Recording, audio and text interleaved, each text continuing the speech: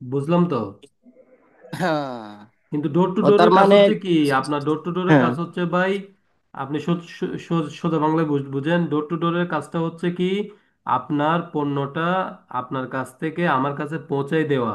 ঠিক আছে, পৌঁছাই হুম দেওয়ার পরে হুম এখানে আপনার পৌঁছাই দিতে ডিউটি মিটি মিলে যা একটা খরচ আছে ওরা পার কেজি আপনাকে একটা রেট দিয়ে দিবে। ওই রেট অনুযায়ী হুম আপনি মালটা তাকে পৌঁছাই দিবেন, কিন্তু ওই মালটা ধরেন আমার থেকে মালটা নিয়ে আপনাকে দিছে, ঠিক আছে, হুম ওই মালটা হুম আমি আপনার থেকে কিনছি বা কিভাবে কি করছি ওইটা ওর দেখার বিষয় না। ওর দেখার বিষয় হচ্ছে হুম এখান থেকে মালটা নিয়ে ওখানে মালটা পৌঁছে দেওয়া। হুম। তাহলে সেক্ষেত্রে যদি যে লোকটা আবার আমার এটা কাছ থেকে হইতে মাল পারে, নিচ্ছে। এটা হইতে হ্যাঁ। পারে আপনি যদি ডোর টু ডোরে সোর্সিং সহ করেন, যে আপনি বলবেন যে আপনি তাকে একটা মালের ছবি দিয়ে একটা ফেব্রিক্স দিলেন, হ্যাঁ, বলেন যে ভাই এই হুম ফেব্রিক্সটা এই দোকানে আছে, ওখান থেকে কিনে আমাকে এটা এখানে পাঠাতে হবে। তখন ওখান থেকে মাল কিনার সময় তার থেকে পেমেন্ট করতে হবে, পেমেন্টটা আপনার থেকে ওকে দিতে হবে। ও তখন ওখানে হুম হুম পেমেন্ট করবে। ওই পেমেন্ট করার পরে ওই ওখান থেকে মালটা নিবে, তাইলে হুম আপনি যার থেকে মালটা কিনছেন ওর কাছে হুম পেমেন্ট হয়ে গেছে অলরেডি। তাহলে পেমেন্ট ওর হুম কাছে হয়ে যাওয়ার পরে সে ওখান থেকে মালটা কিনে সে তার ডকুমেন্টেশন দিয়ে সে আনবে, কিন্তু তারপরে সে আপনাকে ডকুমেন্ট দিতে পারবে না, কারণ সে শুধু আপনার মালটা আনতেছে না। হুম, বুঝতে পারছি। মানে ডোর টু ডোর চিন্তা করতে গেলে আপনার থেকে আবার ওই মানে ভ্যালিড চিন্তা করতে পারবেন না। আমি তো পুরোটাই ইলিগেল ভাবে সবাই নিতেছে, এই তো বুঝতে পারছি, এই তো।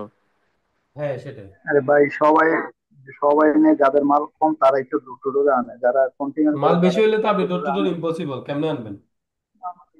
এলসি করে মাল আনে, তাই না? হ্যাঁ, এলসি হুম করে হুম। বা টিডি করে আনুক বা সেলস কন্ট্যাক্ট করে আনুক, ডোর টু হ্যাঁ। ডোর তারাই করে। যখন আপনি 10টা করে আনছেন, 5টা করে আনছেন, দুইটা প্যান আনছেন, একটা শার্ট আনছেন, এগুলো হচ্ছে ডোর টু ডোর।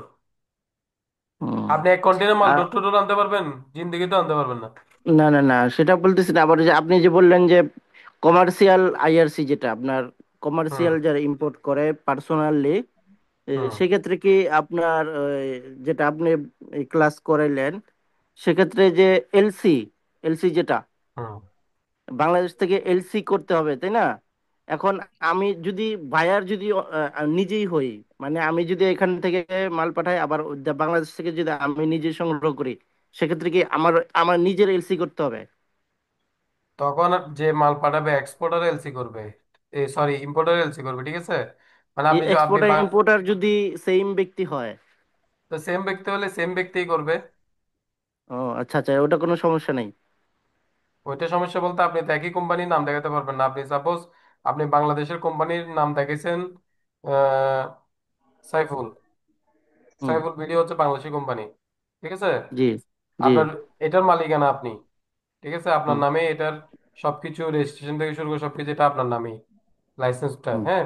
আপনার কোরিয়াতে সেম একটা কোম্পানি আছে, ওটার নাম আপনার কি, সাইফুল হুম কোরিয়া দিলাম, হ্যাঁ।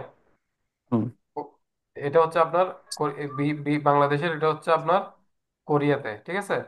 তাহলে সেক্ষেত্রে হুম দেখা যাচ্ছে কি আপনি সাইফুল বিডি নামে আপনার এই কোরিয়া থেকে বিডিতে মাল আনবেন, ঠিক আছে। তাহলে হুম হুম আপনি এলসি করবেন কোরিয়া থেকে, কোরিয়া থেকে আপনি এলসিটা করবেন, আপনি বিডি কে দিবেন, ঠিক আছে। হুম আর যদি আপনি হুম দেখা হুম যাচ্ছে যে এই বাংলাদেশ থেকে কোরিয়াতে এক্সপোর্ট করবেন, তখন আপনি সাইফুল বিডি থেকে এখানে এক্সপোর্ট করবেন, তখন কোরিয়া থেকে এলসিটা করবে। আর যখন কোরিয়া থেকে মাল বিডিতে ইম্পোর্ট করবেন তখন বিডি এলসিটা করবে। বুঝতে পারছেন? হুম। মানে জি জি। ইম্পোর্টাররা সবসময় এলসিটা ওপেন করতে হয়, আচ্ছা, যারা সেক্ষেত্রে ইম্পোর্টার। এলসি এলসি এবং টিটি করার ক্ষেত্রে যদি হুম অ্যামাউন্ট মনে করেন কি পরিমাণ হইলে আপনার খরচ কম আপনার হয়? 1,000 ডলার উপরে হইলে এলসি করতে হয়, 1,000 ডলারের নিচে হইলে আপনি টিটি করতে পারবেন। হ্যাঁ, $1,000 কেমন খরচ হয়? খরচ কেমন হয় সেটা আসলে এরকম বলা যায় না। ওটা হচ্ছে যে আপনার কাজের খরচ যখন করবেন তখন ওইটার উপর ডিপেন্ড হয় আর কি। একটা ধারণা নাই যে উম, এরকম। ভাই, এগুলার কোনো সুনির্দিষ্ট ধারণা নাই। আপনার কোনো মালের ট্যাক্স পরে আপনার 100 টাকা, কোনো মালের ট্যাক্স পরে 1,000 টাকা, 2,000 টাকা, হুম তাই না? হুম এগুলো হুম। অনেক হিসাব নিকাশ আছে। এগুলো মুখস্থ ও কোনো কিছু এগুলো বলা যায় না। হুম আচ্ছা আচ্ছা আচ্ছা। এটা জি রায়হান ভাই ঠিক কথা বলছে। কারণ এখানে আপনার দেখা হুম যাচ্ছে কি, এখানে আপনার সাপোজ সাইফুল ভাই আমি বলি, আপনি জিনিসটা বুঝতে পারতেছেন না, তো ওই জন্য আপনাকে একটু কঠিন লাগতেছে। হুম। আমি আপনাকে একটু জিনিস বলি। সাপোজ আপনি একটা কলম আনবেন বাংলাদেশে, কোরিয়া থেকে বাংলাদেশে একটা কলম আনবেন, ঠিক আছে? জি। এখন কলম যখন আনতে যাচ্ছেন, আপনি কি করছেন, আপনার একটা এলসি করলেন, ঠিক আছে? আপনি হুম। একটা এলসি করলেন। আপনি প্রথমে ব্যাংকে যাবেন, মানে প্রথম কাজ কি, ব্যাংকে যাবেন হুম। একটা পিএ নিয়ে, ঠিক আছে? হুম। পিএটা পিএটা নিয়ে আপনি যাবেন কোথায়, ব্যাংকে। ব্যাংকে যাওয়ার পরে আপনার পিএটা দিছেন ব্যাংকে। পিএ দেওয়ার পরে মানে ব্যাংকে এলসি করার জন্য পিএ কি কি হুম। দিবেন, পিএ দিছেন, এলসিএফ ফর্ম জমা দিছেন, তারপর আপনার ইন্স্যুরেন্স জমা দিছেন, তারপর আপনার আরেকটা কপি লাগবে, ওটা কি, পিএআই, পিআই লাগবে, এলসিএফ ফর্ম, ইন্স্যুরেন্স লাগবে, আরেকটা হচ্ছে যে আপনার এই একটা অ্যাপ্লিকেশন লাগে, হ্যাঁ। অ্যাপ্লিকেশন দিলেন, দেওয়ার পরে আপনাকে কি করবে, এই চারোটা ডকুমেন্টস এর উপর বেস করে আপনাকে কি দিবে, এলসি দিবে ব্যাংকে, ঠিক আছে? হুম। ফর ওয়ান পেন, মানে একটা পেনের জন্য, সাপোজ আপনার বুঝার সুবিধা দেবো। এলসিটা ওপেন হুম। করছেন না আপনি এই ডকুমেন্টেশন গুলো দিয়ে? এলসি জি। ওপেন করার পর আপনি এলসিটা কাকে পাঠাবেন, কোরিয়াতে পাঠাবেন, ঠিক আছে? কোরিয়াতে হুম। পাঠাই বলবেন, কোরিয়াতে যখন পাঠাবেন সে কি করবে, ওই এলসিটা দিয়ে, ওই এলসিতে আপনার সবকিছু থাকবে, মানে ইনভয়েস করে লাগবে, ব্যাংক লিস্ট করে লাগবে, বেনিফিশিয়ারি লাগবে কিনা, সিভি লাগবে কিনা, এটা লাগবে, ওখানে সব লেখা থাকবে, ঠিক আছে? ওখানে এলসিতে যা হুম। যা মানে রিকোয়ারমেন্ট থাকবে ডকুমেন্ট, ওই ডকুমেন্ট গুলো কে বানাবে, কোরিয়া থেকে বানাবে, বানাই এই ডকুমেন্ট গুলো সহ সে মালটা কি করবে, পাঠিয়ে দিবে। এখন আপনি যখন মালটা এখানে বাংলাদেশে ক্লিয়ার করতে যাবেন, তখন আপনার থেকে এই শিপিং, যখন আপনি শিপিং লাইন থেকে আপনার শিপিং অর্ডার নিতে যাবেন, ঠিক আছে? তখন আপনার হুম। থেকে কি করতে হবে, আপনি এখান থেকে কোরিয়া থেকে তো মাল পাঠিয়ে দিয়েছেন, পাঠিয়ে দিয়ে আপনি হুম। এখান থেকে বিএলটা কোথায় পাঠিয়ে দিয়েছেন, এখানে পাঠিয়ে দিয়েছেন, বাংলাদেশে পাঠিয়ে হুম। দিয়েছেন, হ্যাঁ। বাংলাদেশে আপনি বিএল পাঠিয়ে দিয়েছেন, সমস্ত ডকুমেন্ট এখানে পাঠিয়ে দিয়েছেন। সমস্ত ডকুমেন্ট পাঠিয়ে দেওয়ার পর এখন আমি কি করব, আমি এক্সপোর্টার, ঠিক আছে? এখন আমি হুম। যতক্ষণ পেমেন্টটা দিব না, অতক্ষণ পর্যন্ত ওরা আমাকে ডকুমেন্টেশন গুলো দিবে না। আপনি যে ডকুমেন্ট গুলো পাঠিয়েছেন কোরিয়া থেকে, ওই ডকুমেন্ট হুম। গুলো ব্যাংক আমাকে দিবে না। কেন ব্যাংক দিবে না?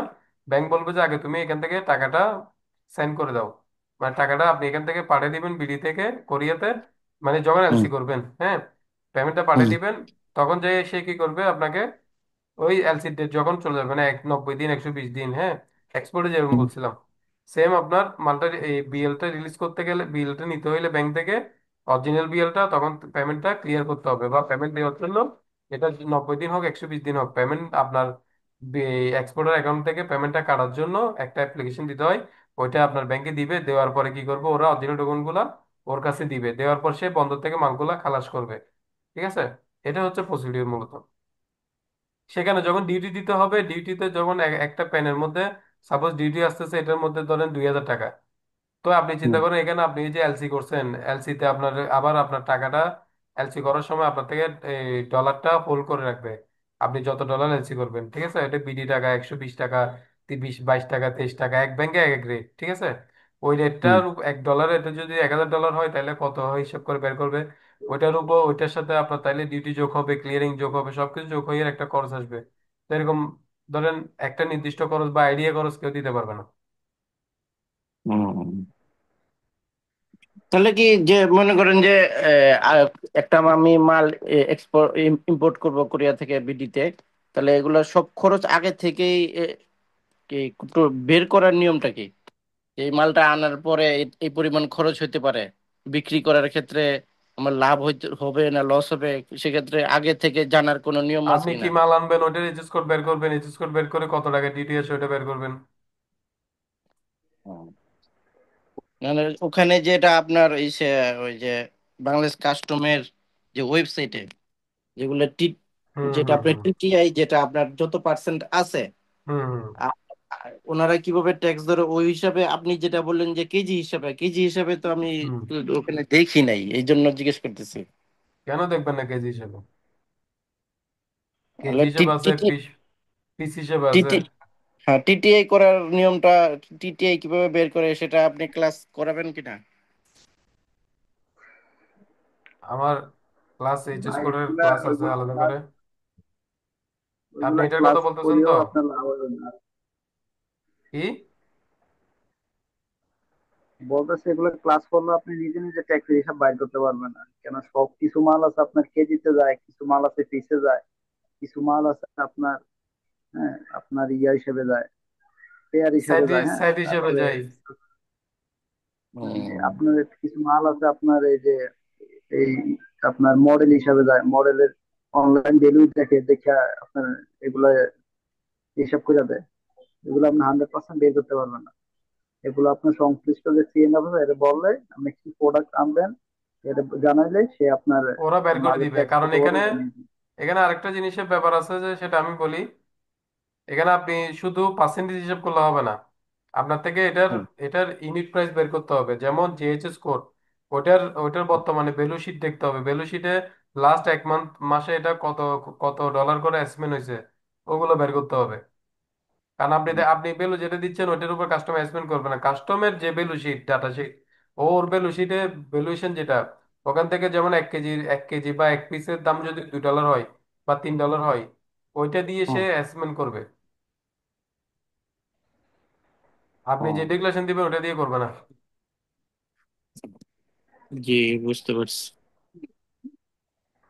তাহলে আমি যে প্রোডাক্টটা নিব, যে এটা কেজি হুম। হিসাবে ধরবে কিনা বা পিস হিসাবে ধরবে কিনা, সেটা আপনি এই বুঝবেন না, যেমন একটা কাপড়, কাপড় তো কখনো হ্যাঁ, পিসি সেট হিসেবে হবে না, কাপড় ফেব্রিক্স, ফেব্রিক্স হবে কেজি হিসেবে বা ইয়ান হিসেবে, ঠিক আছে? হ্যাঁ, তারপর হ্যাঁ, একটা হ্যাঁ, মেশিন, মেশিন হবে সেট হিসেবে, হ্যাঁ। ওইরকম। ওটা তো আপনি আহ, বুঝবেন আপনার পণ্যটা, আপনি আপনি আপনার পণ্যটা দেখলে বুঝবেন না এটা কি আমার কেজিতে যাবে না সেটে যাবে না পিসে যাবে না পেয়ারে যাবে। সেই সেক্ষেত্রে এটা কোনো ডকুমেন্ট বা কিছু আছে যে এই এই মালটা কেজিতে যাবে? কিছু কিছু মাল বোঝা যায়, যেমন কেজিতে ফেব্রিক্স, এটা তো আপনার ওজনে যাবে কেজিতে, কিন্তু কসমেটিক্স এর আইটেম গুলা কিসে যায়, সেটা কি কেজিতে যায় কিনা? ওইটা আপনার যে যখন মাল আনবে তখন সিএনএফ কে বললে সব আপনাকে বলে দিবে। এগুলো এক্সট্রা, এটার জন্য কোনো আপনার জানারও দরকার নেই বা ওগুলো হুম। নিয়ে গাড়াগাড়ি করার দরকার নেই। ভাই আহ, আপনি এই প্যারা নিয়েন না, হ্যাঁ, আপনি যেমন ফেব্রিক্স এর আপনি একটা চিন্তা করেন, ফেব্রিক্স এরই আপনার 10-12 ধরনের ফেব্রিক্স আছে। শুধু হ্যাঁ, ফেব্রিক্স হলে যে কেজিতে একশো বিষয়টা এরকম না। আবার ব্র্যান্ডের যেমন রেমন ব্র্যান্ডের আপনি ফেব্রিক্স আনবেন, ওটার আবার ট্যাগ বেশি হবে। স্বাভাবিক যে ফেব্রিক প্যান্ডিং ফেব্রিক্স আনবেন, ওটা যদি $4 হয়, আবার ওই জন্য যে আপনি ব্র্যান্ডেড ফেব্রিক্স আনেন, ওটার জন্য আরো আপনার 10 সেন্ট 15 সেন্ট ট্যাক্স বেশি হইতে। হুম, আবার এই প্যান্টিং ফেব্রিক্স আইন এটা দেখে আপনি শার্টিং শুটিং এ ব্যবহার করতে পারবেন নি, হ্যাঁ, ওটারও দেখার বিষয় আছে। শুধু আপনি একটা প্রোডাক্ট আনলেন হইলো না, এটা আপনি সংশ্লিষ্ট সিএনএফ এর সাথে বিস্তারিত কথা বললে উনি আপনাকে বলে দেবে ট্যাক্স কত পড়বে কি আসবে বিষয় বিস্তারিত উনি বলে দেবে। আপনি এগুলো জীবনে পসিবল না এভাবে এভাবে বের করা। অনলাইনে ঘাটাঘাটি করে কাস্টমস এর ওই ওয়েবসাইটে গিয়া টিটিআই কত পার্সেন্টেজ এগুলো দিয়ে আপনি বের করতে পারবেন না কোনো সময়। হুম। এগুলো ফিজিক্যালি করতে হবে আপনার। সিএনএফ এজেন্টের সাথে বইসা এটা করতে হবে। সিএনএফ এজেন্টের সাথে মানে বসে আপনার কস্টিংটা বের করতে হবে। সাপোজ আপনি আমাকে দিয়ে মাল আনাবেন, ঠিক আছে? এখন জি। আমি ক্লাসে ধরেন আপনার সাথে ওইগুলো নিয়ে এরকম ডিসকাস করতে পারতেছি না। যখন না, আপনি না, না। আমার সাথে ব্যবসায়িক একটা সম্পর্কে যাবেন, তখন আপনি আমার হ্যাঁ, বলবেন যে নয়ন ভাই আমি এই মালটা আনবো, এই মালটা আমার কত খরচ পড়বে আপনি আমাকে একটু বের করে দেন। তখন হুম, আপনার সাথে আমি চিন্তা করবো ব্যবসায়িক চিন্তা ভাবনা, তখন অবশ্যই আমি আমার লাভ চিন্তা করবো, ঠিক আছে? আমি কি জি, করবো তখন আপনার কাজটা নিয়ে আমি অন্য কাজ পেলে হলে আপনার কাজটা করবো কেন? এখানে আমার লাভ আছে, লাভ আছে বলতে আমি লাভ আপনার আছে। থেকে কমিশন নিব, ঠিক আছে? জি, সোজা সোজা জি, কথা, আপনার থেকে আমি কমিশন হ্যাঁ, নিব। তখন আমি এটা হ্যাঁ, নিয়ে কাটাকাটি শুরু করে দিব, এটা কোন ইউজ করে যাবে, এটা ডিউটি কত, এটার বেলুশিট কত, এটা আনলে কত টাকা ডিউটি দিতে হবে, কাস্টম থেকে কত টাকা কমানো যাবে, কি করা যাবে, খরচ কত, ওদিক থেকে আনতে খরচ কত লাগবে, এদিকে খরচ কত লাগবে, শিপিং খরচ কত, হুম। সব মিলে আপনাকে একটা কস্টিং দিয়ে দিব, পার কেজিতে এত টাকা আপনার পড়বে, বিক্রি হবে এত টাকা, তাহলে আপনার লাভ হবে। তখন আমি আপনাকে ওভাবে হ্যাঁ সাপোর্টে দিই, কিন্তু ক্লাসের মধ্যে তো এটা ইম্পসিবল। না, না, না, ঠিক আছে, বুঝতে পারছি।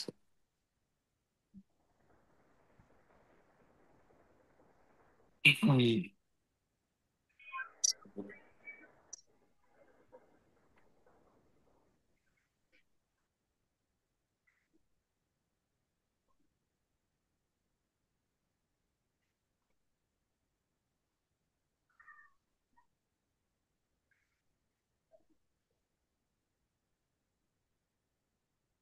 কালকে আমার 13টা কন্টিনিউ শিখবে না তো।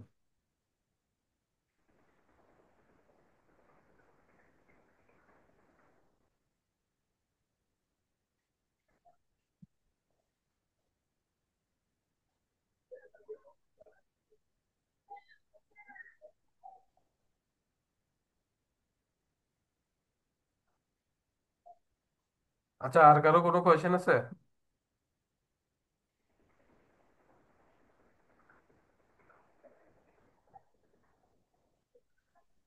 না ভাই, আলহামদুলিল্লাহ ক্লোজ করতে পারেন।